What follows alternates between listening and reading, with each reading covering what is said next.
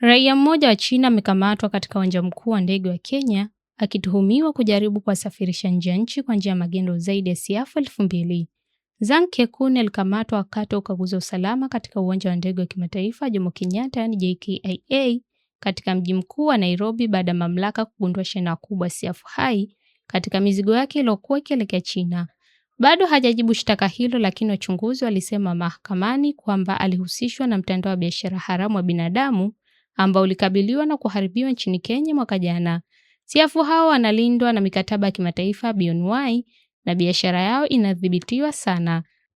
Baraza la majaji limemwamuru rapa maarufu wa Marekani Kanye West kulipa dola 140,000 sawa na euro milioni 1,415 baada ya kukosa kumlipa fundi mmoja alimfanyia ukarabati katika jumba lake la kifahari la Malibu.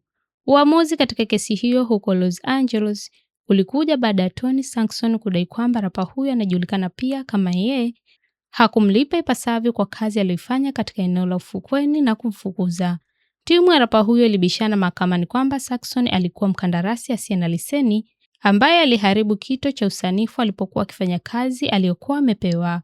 Sankson alikuwa ameomba fidia ya dola milioni 1.7 sawa na euro 1.267 milioni, lakini jopo siku ya Jumatano limpa dola 140,000 pamoja na wakili na ada za mahakama.